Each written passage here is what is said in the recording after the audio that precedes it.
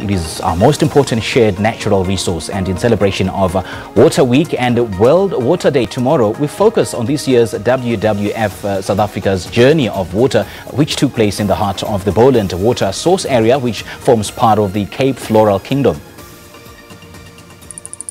The Hottentots Holland Nature Reserve is a place of abundant natural beauty. It boasts unique plants, insects and birds that are found nowhere else in the world. It's also virtually pristine and an important catchment area where nature plays its role in supplying our rivers with clear, unpolluted water. It's important to have large areas that are intact and still functioning like they would have been.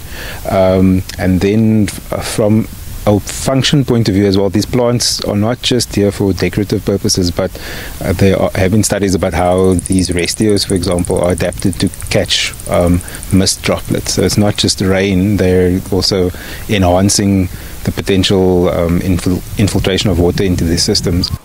Only 16% of our water source areas are formally protected. Unlike plants and animals protected in our national parks and nature reserves, water is not prioritised with the urgency it deserves. We depend on the water that comes out of these catchments, and therefore we simply have to work together. One party is not going to be able to do it on its own.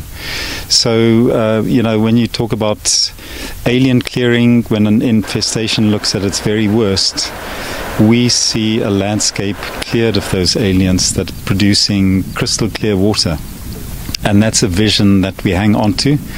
And organizations like WWF try to mobilize resources, try to convene and bring people together so that they solve their own water problems. When we end up in water crisis, as Cape Town did last year and Johannesburg will in the next decade, we really sit up and think, because it's not as if we can put a generator on or make a decision to invest in solar panels to go off-grid. With water is a very, very different story, and water's the blood of life. And I think WWF is not going to take its gaze off this very, very important product that nature gives us for free. There is no better way to access and view these spectacular mountains in the Cape Floral Kingdom than from a zipline high up in the air. The team of walkers on the Journey of Water experienced firsthand the exhilarating feeling of gliding across the ravines above the waterfalls.